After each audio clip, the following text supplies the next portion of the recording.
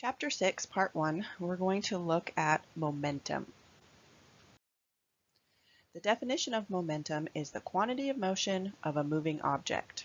In order for an object to have momentum, it needs both velocity and mass. So if an object is not moving, if it is stationary, that object will not have any momentum because that object has no velocity. So it needs velocity, it needs to be in motion in order to have momentum. The higher the momentum of the object, the harder it is going to be for that object to stop. To calculate momentum, we're going to be using the following equation, P equal to mv. So P is the variable representing momentum, m is representing mass, and v is representing the velocity, since momentum, we just said, is dependent upon the object's mass and the object's velocity. The larger the mass of an object, the higher its potential momentum. Also, the faster the object's going, so the higher its velocity, the higher its potential momentum. When we calculate momentum, the units are going to be kilograms times meters per second. So that's what we're seeing down here. So the kilogram is representing the mass. So whenever we calculate momentum, we need the mass in kilograms. And then this meters per second portion is due to the velocity, because velocity needs to be in meters per second when we calculate problems in physics. Once again, if the object is at rest, the momentum is going to be zero because it will have zero velocity. And to calculate momentum, we take mass times velocity. So object not in motion has zero momentum. Let's look at a comparison of momentums. So we have here a soccer ball and a truck. Now a soccer ball, its mass is less, its velocity is also less than that compared to a truck. So in order to stop a soccer ball, it's going to be easier to stop a soccer ball than it would to stop a truck for these reasons, because of their mass, because of their velocities. So if we wanted to stop a soccer ball, all we need is a net, because it's easier to stop due to its smaller momentum. If we wanted to stop a truck, however, we need larger force to stop it. So in this example, we have a wall stopping the truck. Another comparison, so now we're looking at a supertanker and a bullet. Now, just at first glance, if you looked at just the masses of both of these objects, you would assume that the bullet would have a lower momentum. But it doesn't. Their momentums are actually comparable. So a supertanker, yes, has a very large mass. It's huge, right? So large mass. But its velocity is going to be very low, because supertankers don't move very fast.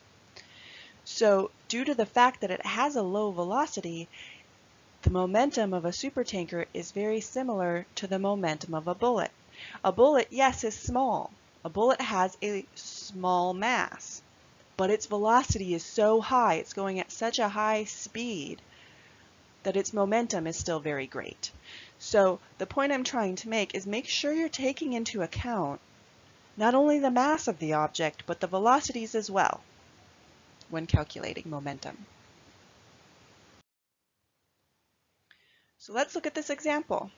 So we have a 1,800 kilogram car going 30 meters per second, and it's hitting a 4,500 kilogram truck that is going 10 meters per second. So we have a collision. So which vehicle do you expect, the car or the truck, to have greater momentum? Now at first glance, you're probably going to assume that the truck has a greater momentum because it's bigger, right? More mass.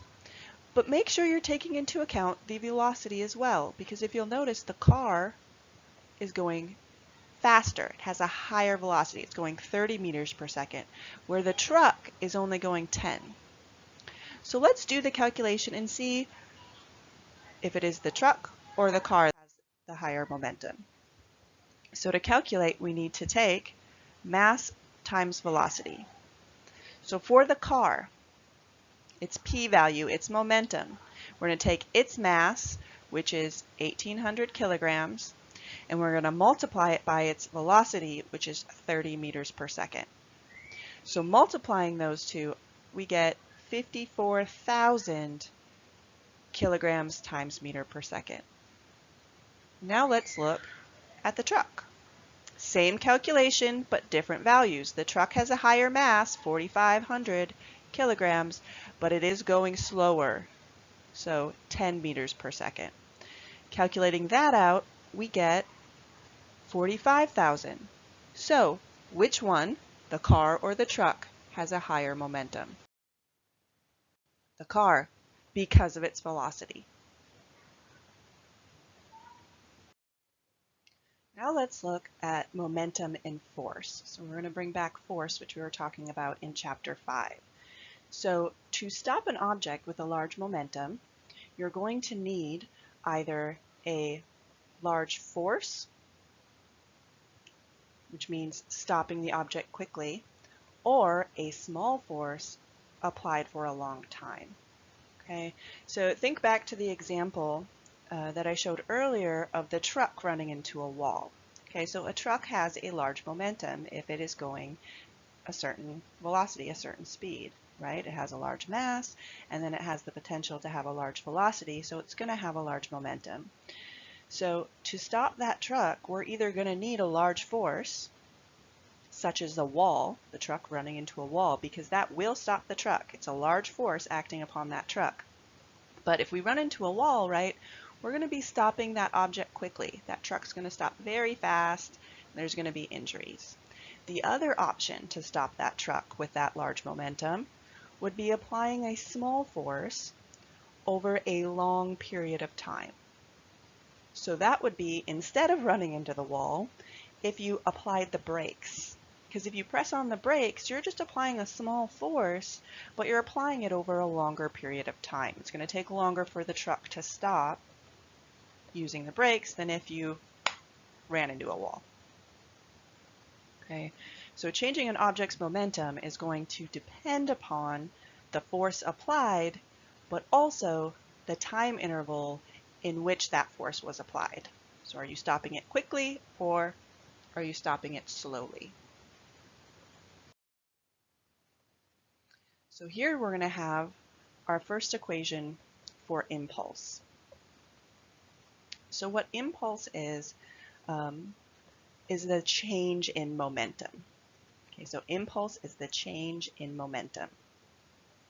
So when you're stopping an object, you are changing its momentum. Its momentum is going from, say, 4,500 kilograms times meters per second down to 0, right? The impulse is the change in momentum, and we just said that change in momentum, or to stop an object, is dependent upon force and time. How much force are you applying, and how long is it taking to stop that object? So this is our first equation that we're going to have for impulse, where we're taking the force applied times the time interval, the time it took to stop. Looking at this equation, force and time are inversely proportional. So when we talked about inverse proportionality, we said it meant that if one goes up, the other goes down. Okay, so what that means is if you're applying a large force, so force is going up, the time is going to go the opposite direction, down. So think of that truck running into that wall. Large force, so force is high, time low, opposite directions. Okay, but now think of applying the brakes to the truck. That's a low force, so force is going down. Since it's inversely proportional with time, that means time is going to go the opposite direction, up. So if the force is low, down, the time is going to be longer, higher, going up. Therefore, increasing the time can actually decrease the force felt. So this is a concept that has been applied to many safety measures. So let's look at some real-world applications using this inverse proportionality. So we just said if you can increase your contact time, make the time go up, you can decrease the force. And this has been very helpful in the real world. So this is the reason that we have padded dashboards, for instance, in cars. Because by applying that padding, what you're doing is when someone gets in an accident and they hit their head on the dashboard, it's increasing the contact time of their head on that dashboard because their head has to go through all those layers of padding before it hits the harder surface. So their contact time with the dashboard goes up, and this means that the force they feel now is going to go down, opposite direction. It's going to lessen their injuries. It's the same reason why in gymnastics and wrestling you have padded floors. Because when that gymnast, that wrestler, even in boxing matches, right, when they hit that padding, their contact time is increased because they have to go through all those layers of padding before they hit the hard floor. So since the contact time went up, the force felt goes down, less injuries, right? Same in boxing, they wear padded gloves because that's going to increase the contact time, lessen the force, lessen the injuries.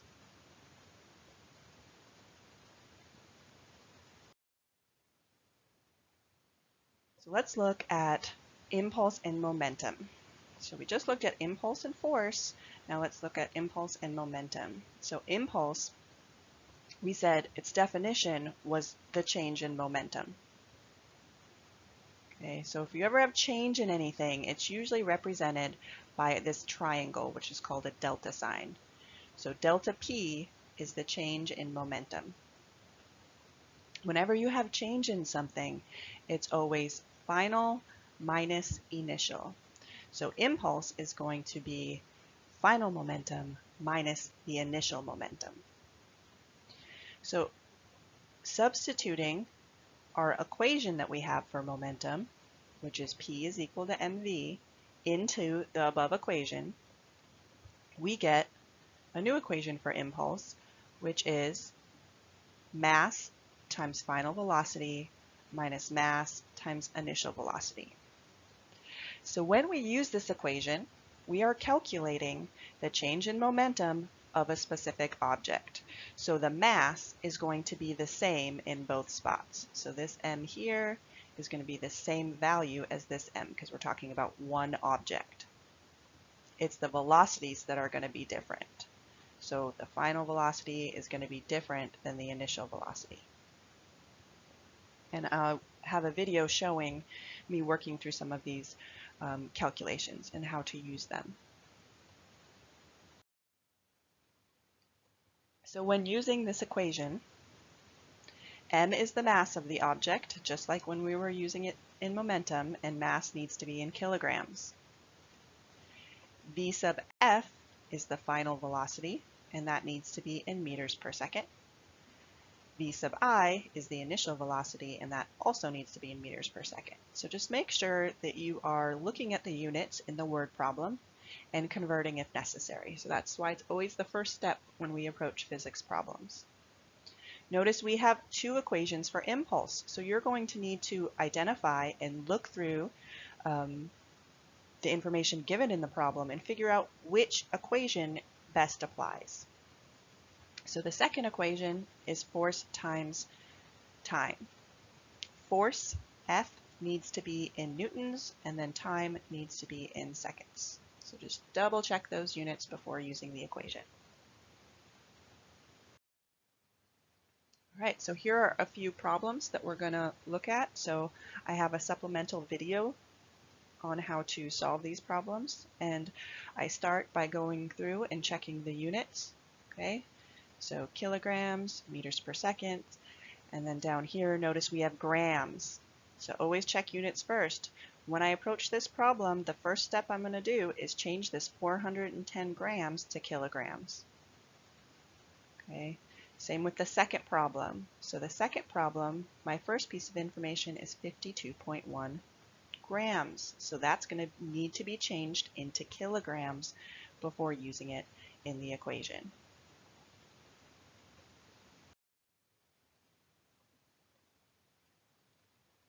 So some notes on impulse. Impulse always occurs in action-reaction pairs, very much like force. when we looked at force in Chapter 5. It was always action-reaction pairs, right? Whatever force you apply on something, it's going to apply an equal and opposite force back on you. That's one of Newton's 3 laws of motion. Okay? So an example would be if you calculate the impulse for two objects in a collision, and I'm going to show this in the video, I'm going to do the actual calculations, you will see that the forces are equal and opposite. Okay, so you're going to see that there's actually going to be a collision between two vehicles. I'm going to calculate the impulse, the change in momentum of one of the vehicles, and it's going to be positive. I'm going to get a positive answer. Then I'm going to calculate the impulse on the other vehicle, the other car in the accident, and it's going to be the same magnitude, so the same number, the same value, but with a negative sign. Because when those objects collided, their impulses, their forces, were equal against each other, but in opposite directions. So that is shown with a positive and negative sign, equal and opposite. Also with impulse, an important thing to remember is that the longer impact time, so the longer contact time, is going to mean a smaller force. Okay, and some examples that we looked at was padding in gymnastics and padded dashboards, but there are a few more down here, one being styrofoam, product packaging. So the reason they have styrofoam, or now a little bit more environmentally friendly, they fill up those bags with air. They do that for a cushion, for longer contact time, so that the products in the package don't get broken. They have a longer contact time, so contact time goes up. The force those products feel go down so that they don't get broken. Catcher's mitts, boxing gloves are also good examples as well.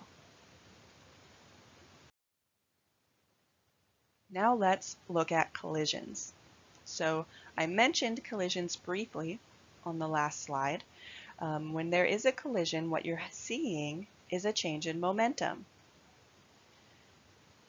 So there are two types that we're going to look at. We're going to look at an elastic collision and an inelastic collision.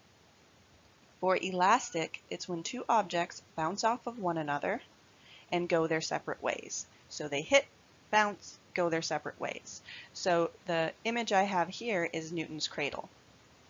Those balls that hit and then go back and forth, right? You see a collision and then they bounce off each other and go opposite directions. Okay, so that's an example of elastic.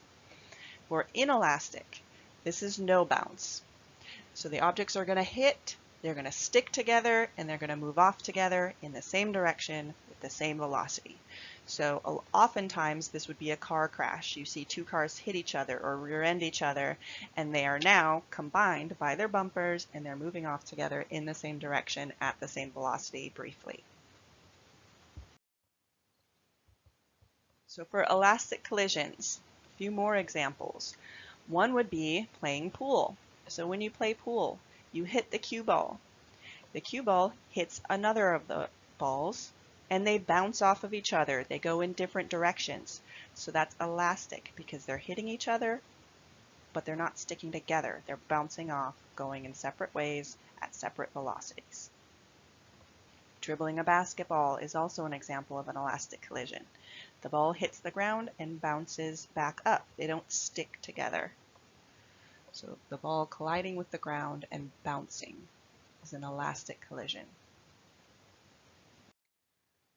For inelastic collisions, a few examples would be one, a football player tackling another football player. Okay, so in the picture I have shown below, that would be classified as an inelastic collision because the two players are colliding, but they're sticking together and going down together. They are now one object going to the ground. Big fish eating a little fish. Now I know this is not a classic collision, but all of the boxes are checked. It is an inelastic collision because you have a fish, big fish, swimming around, one mass at a certain velocity. Then you have a little fish, by itself, swimming around at a different velocity. When big fish eats little fish, they now become one object going in the same direction at the same velocity. So it is an inelastic collision. It meets all the criteria. Two things colliding, sticking together, and then moving off together at the same velocity. The law of conservation of momentum states that the initial momentum is going to equal the final momentum. What that means is in collisions, momentum is conserved.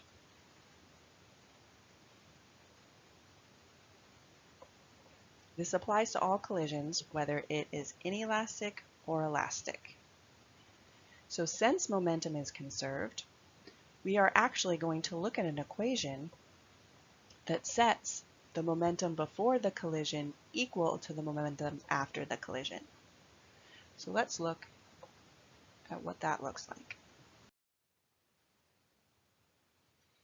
Some facts about momentum. So it's a vector quantity.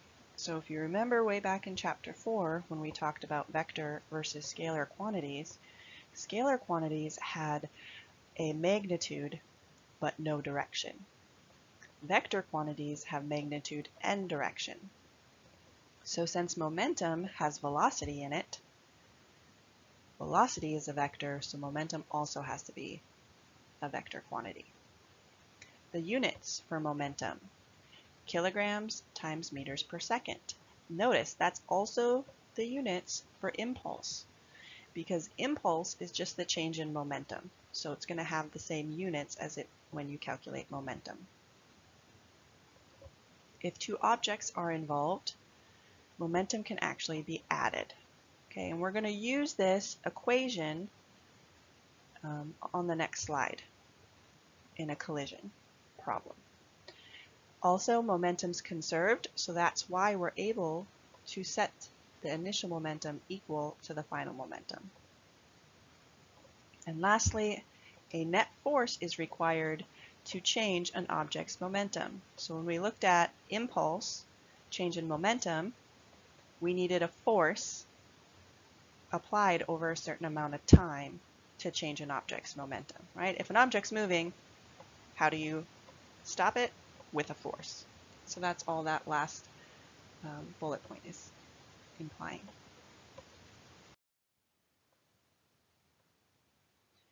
So elastic collisions. So there's a lot of information on this slide, and what all this information is doing is it's using the conservation of momentum and the fact that if two objects are involved, momentum can be additive to come up with this equation down here. Okay, so this equation is given to you on your equation sheet, and it is the equation used for elastic collisions. So this is just showing the steps on how we come up with this final equation for elastic collisions. Notice that there's an M1 and an M2 because collisions always occur between two different objects, and those two different objects will have two different masses. Notice there's also a V1 and a V2 because those two objects are going to also have their own velocities. We are not going to be calculating elastic collisions. I just wanted you to know the properties with elastic collisions. We are, however, going to be calculating problems for inelastic collisions. So for inelastic collisions, notice the equation's a little bit different.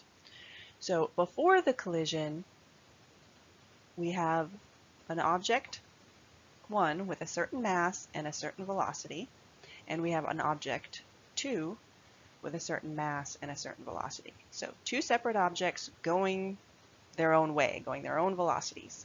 But notice what happens after the collision. After the collision, there's only one velocity, and it's called V final. The reason there's only one velocity in an inelastic collision is because those objects that collided are stuck together, because that's the definition of an inelastic collision, two objects colliding and sticking. So when they're stuck together, they have the same velocity because they are now one object. This is also why the masses are being added together. Because those two objects, so think of football players, when they collided, they are now one object. Their masses can be added together. They are one object going at one velocity. When we use this equation, we're going to be calculating this final velocity here.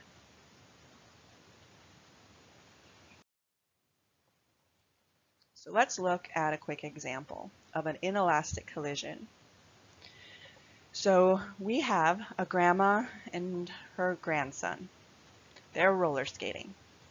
So grandma has her own mass of 80 kilograms and her own velocity at 6 meters per second. So this would be my, before the collision, my M1 and my V1. Now the child has his own mass, so I'm going to call that M2, of 40 kilograms, and his own velocity, this would be our V2, of 0, which means he's not moving, he's standing still. So grandma comes along and scoops up her grandson, causing an inelastic collision, because now look at them. They are now one object, moving at one velocity. So after the collision, their masses are the same. Okay, grandma M1 is still 80 kilograms, and grandson M2 is still 40 kilograms. So we add those masses together after the collision, and their velocities now are the same because they are now the same object going in one direction. So excuse my sloppy writing here, but this is our VF that we're trying to solve for. So pretend those are F's. All right. So when we approach these problems, we're going to convert if necessary. That's going to be our first step. We're going to write down and label all our knowns and unknowns, and then we're going to plug them into the inelastic collision equation and solve. Okay, so I have a video showing how to solve these problems. So here are the problems that we are going to look at in the video. Okay, notice we have two cars colliding and sticking together, so it is an inelastic collision, and we're calculating the final velocity in the end, that V sub F. Look at another example, in this case, two speedboats colliding, and this is also going to be an inelastic collision. So we're once again calculating that final velocity of those two speedboats colliding and sticking together.